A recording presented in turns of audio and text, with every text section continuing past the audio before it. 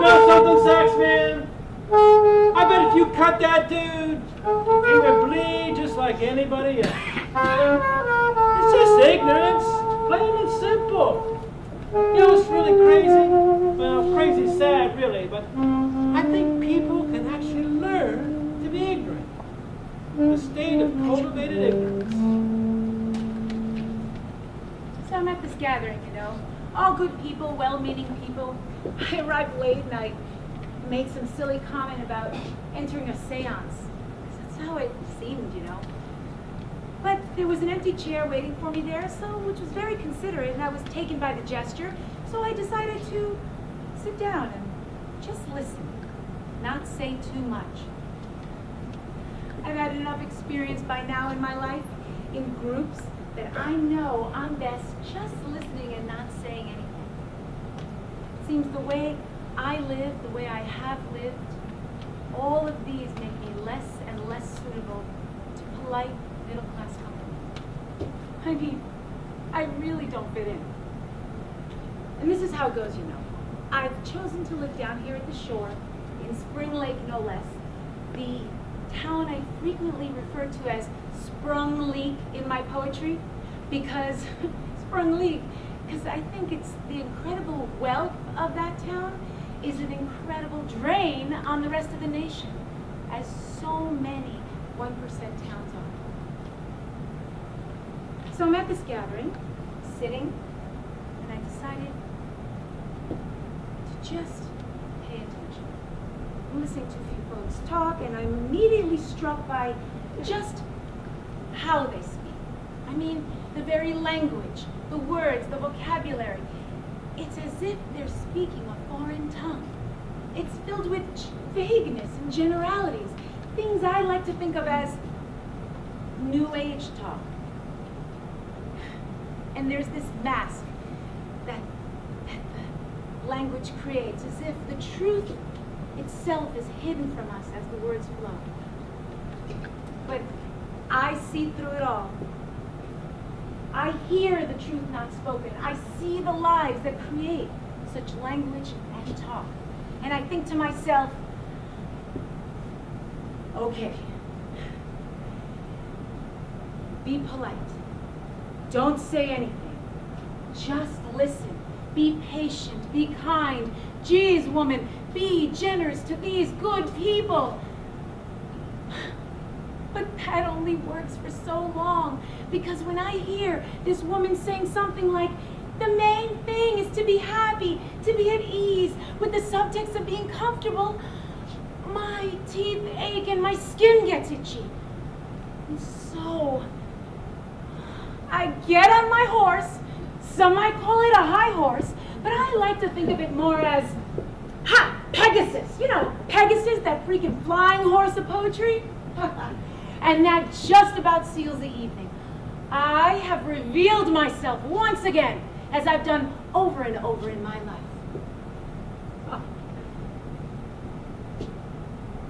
The man I love, who doesn't love me anymore, has said to me numerous times, you got to think before you speak.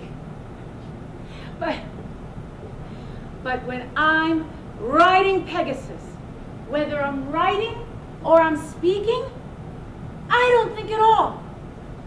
What I actually do is learn what I have to say by saying it.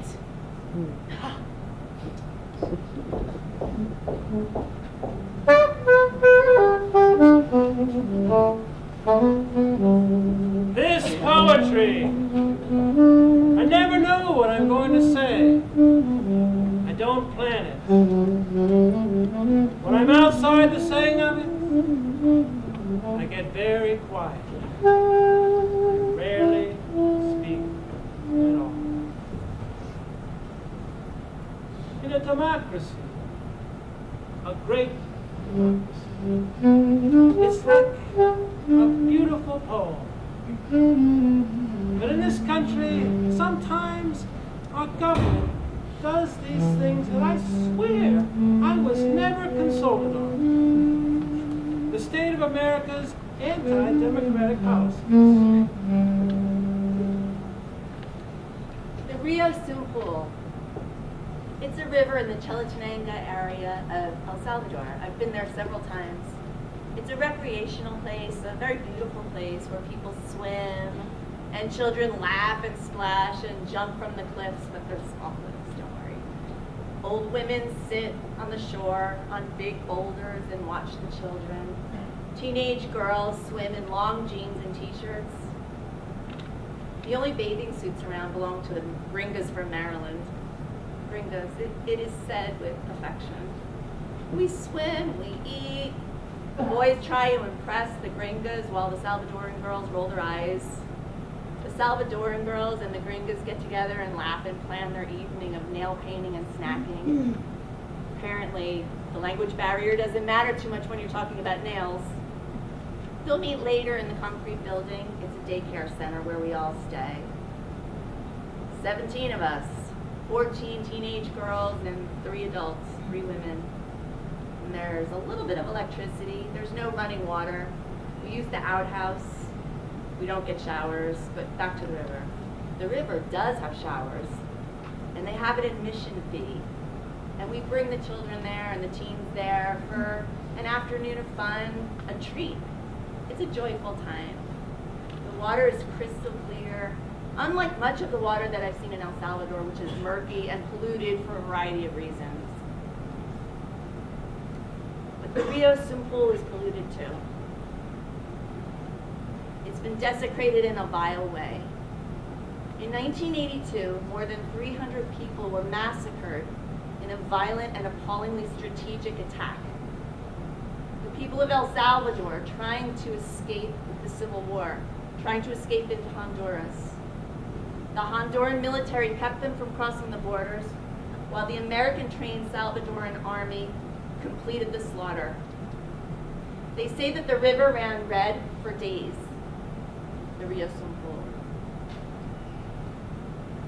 Splashing with the teenagers and laughing, I look over at the side where these old, stoic, strong women are recreating and watching us. I know for certain of 2 who had lost children in that massacre. I know of one who lost a grandchild. Anna told us about finding her young son bloodied and lifeless in the reeds.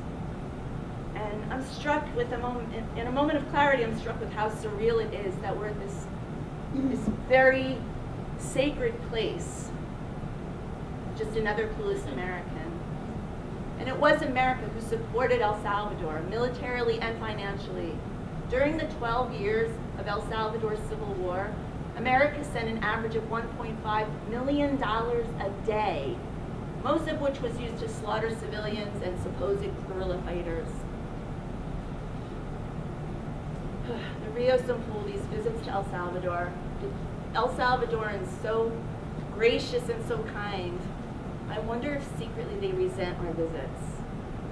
I wonder if they resent us and we just remind them of all the loss and the pain, and we're just connected to the USA who's responsible for all of this and made it all possible while we splash at the Rio Simpul.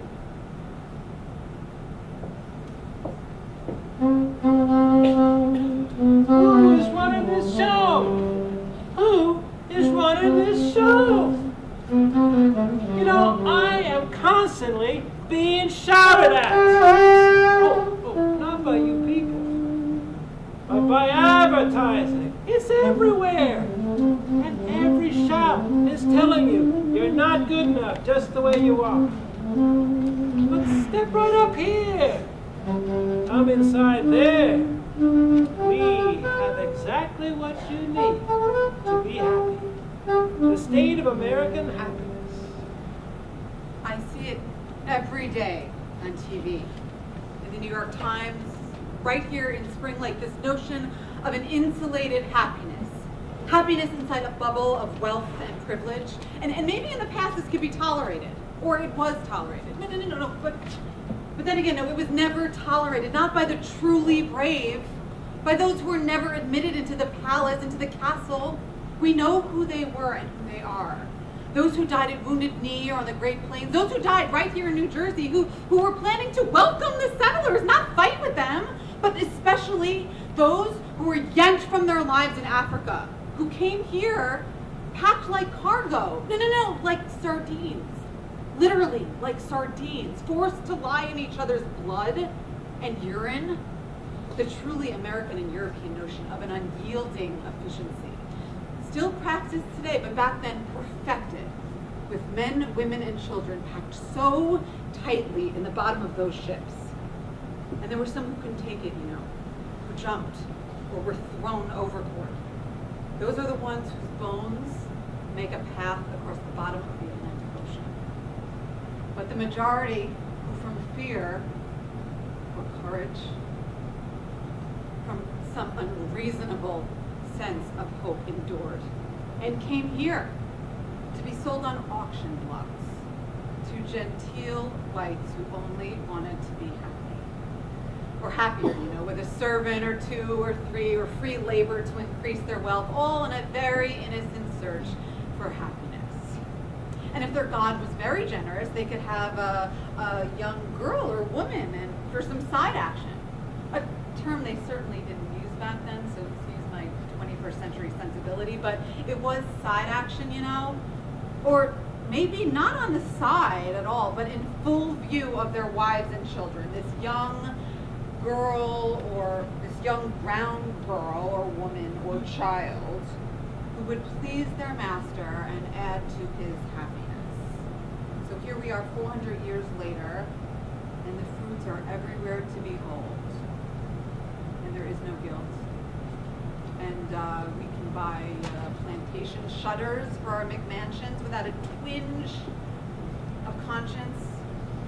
And we can go to church and thank God for his graciousness, and we can celebrate our Thanksgiving, which might truthfully be called Thanksgiving, but I'm too harsh, I'm sure, to say such things. It's not polite, it's not fair, it's white people bashing, but not really, because there have always been whites who didn't go along with this madness, this happiness, right? Like people like John Brown, or no, he's the only one I can think of right now. Good old John Brown. I wonder, did he die for our sins? Think about John Brown. He lived a long time ago. And if you don't get a good education, you may never hear of him. Now that would really be a crime. The state of another way of destroying our youth. So I'm on the phone the other night with my 28-year-old son, and he says, "Dad, I finally figured it out. I'll be paying off my student loans till I'm 50. He says it not so much with despair, but with resignation. After all, he's got a good teaching job in Harlem, and before that he had one in the South Bronx. He's in a program that paid for his master's degree, and he has a fine undergraduate education in English literature that he got from the City College of New York. So I tell him on the phone, it's okay. It's okay. The bottom line is that they can't take away your education. You got educated, and you can't put a price on this. Or something like that. The government, though, the government does put a price on it. On a student's attempt to rise from nothing, from a state of unconsciousness, ignorance, dumbness, to a state of awareness. Not that every college education ensures awareness. It's sad, maybe criminal, but at least tragic to say that it doesn't. But there's a good chance that a young person will have read some good books, maybe learn some political science, a little sociology, a foreign language. And my God, maybe a young person can rise from the ashes, or from a dysfunctional family as my brother and I have, and my children have, and his kids have, and join the world family of conscious men and women. But America today, the government today, the corporate government military complex today, does all it can in its power to keep the masses of our kids ignorant. And why? Come on, man! By now you should know why. You wouldn't be sitting here tonight listening to us if you had no clue.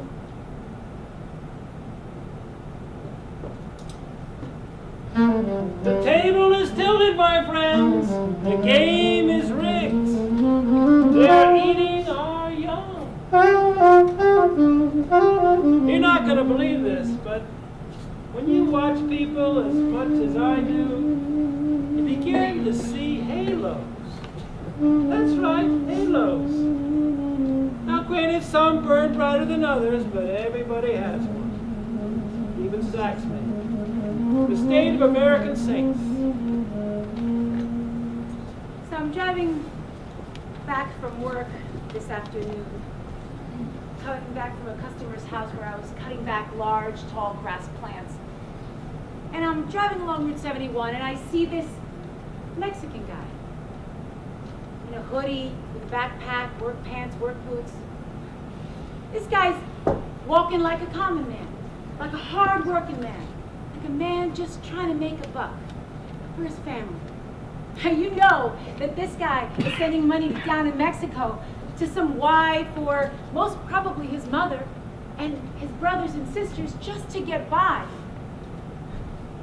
And I'm listening to Joan Osborne on the radio and she's singing, "What if God was one of us? Just a slob like one of us. Just a stranger on the bus trying to make his way home." And I'm thinking of all the people that I know and have known. And I'm thinking of all the people that I love and who have left me. And I'm thinking of all the people who I don't like, have never loved, my enemies. And I'm thinking, my God, I'm thinking at this very moment that I love them too. That they are all gods like this God that this singer is singing about in the song. And I'm thinking of my daddy, who's been dead 40 years, who never had a cent, who worked lowly jobs and he did it stoically and with dignity. And I'm weeping in my car.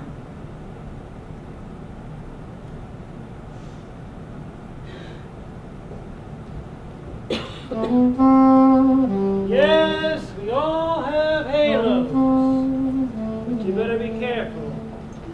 If yours burns too bright, they might nail you to a cross.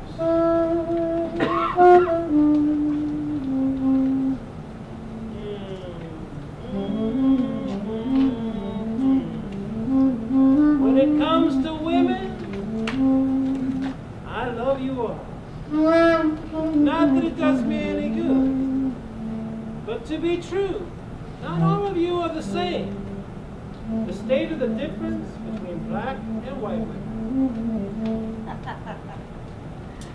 Oh, girl.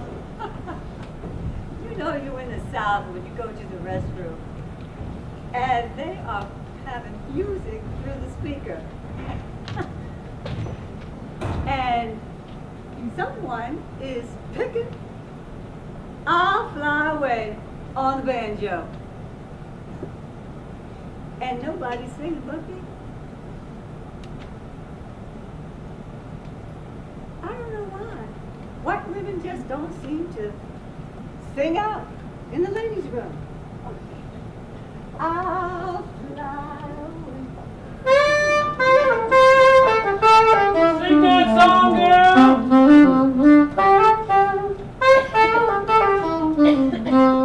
There's that word difference again. I've been thinking about that. It's a tricky word. You know, I think what we really need to do is to embrace our differences and not let that word lead us down the path to fear. Because when I look out in the crowds these days, I sense a lot of fear out there. Now, to be fair, I have my fears too. But mine seem so much smaller compared to theirs. Maybe it's because I have so much less to lose.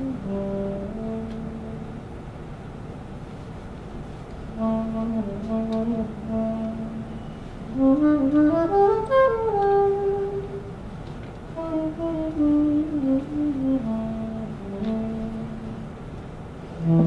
state of the threat to freedom.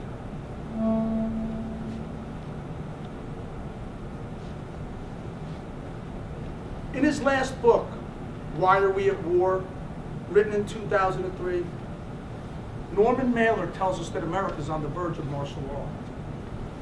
He tells us one dirty bomb in a major American city will call out the troops and our civil liberties will be gone.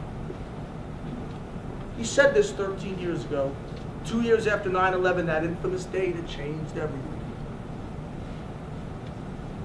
In November 2002, Amiri Baraka sent me a poem called The Children of Dorian Gray.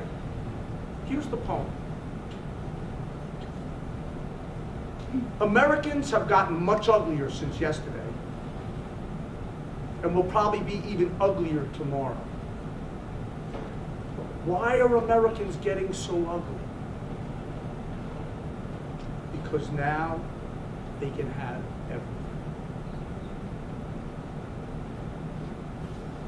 Do our greatest American writers lie to us? Do they have it wrong? In his book, Mailer tells us the true test of a culture is how free it remains under severe conditions. This is the test we've been facing since September 11, 2001. This is the test that Paris and Europe face now. Do you think we will pass this test? There are some fears out there that are very, very real. And there's some that are just in our minds.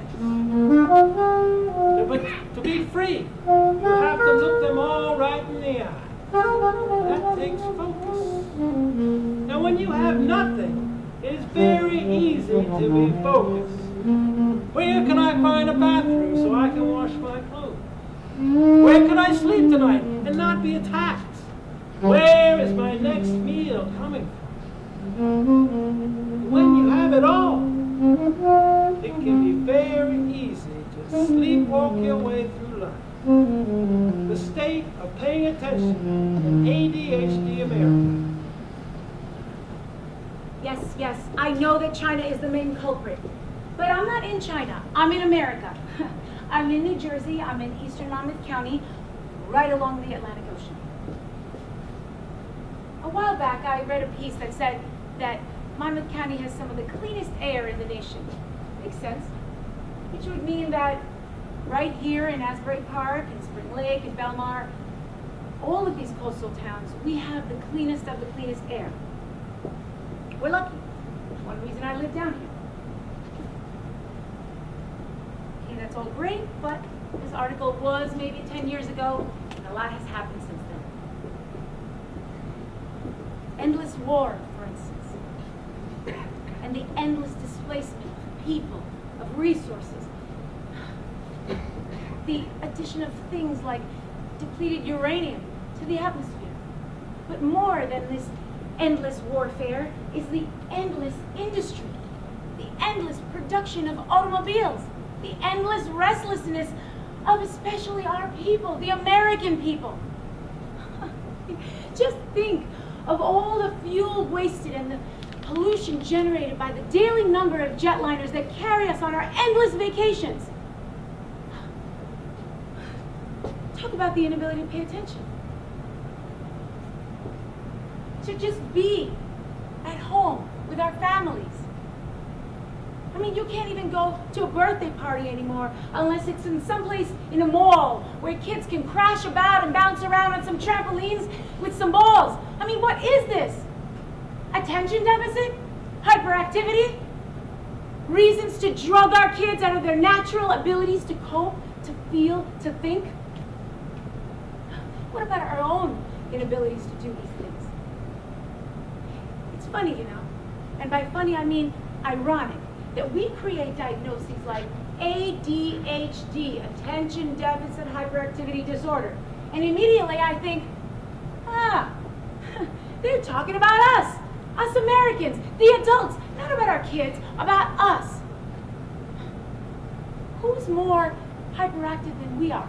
Who's more disordered than we are? We just don't label ourselves as being disordered. Only our kids, only our students, when we barely give them anything worthy to pay attention to anymore. I'm sorry. I'm way off track. What was I saying? Oh, climate crisis. All right. So the way I see it, the heating up of the planet should be the foundation of all college and school curricula anymore. All constantly from this point on. I mean, we should read about it in science. We should study it in history. We should write about it. We should talk about it. And by doing all these things, maybe then we can heal the deep-seated fear we all live with because of it. You know, the notion that our planet Earth may not sustain the lives of our children and our grandchildren, it's a shattering idea. So, we refuse to think about it. This is as American as apple pie. This is the crux of attention deficit. We refuse to pay attention. I'm sorry. My mind is all over the place. After all, I'm a victim of my own deficient attention as everybody else, my own need to do something else, just like everybody else. I just know about it, which I think is the beginning of solving the problem.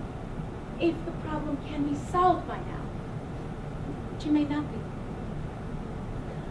I mean, you've seen those pictures of floating ice at the poles, sometimes with a forlorn polar bear sitting on one, waiting for something or someone to rescue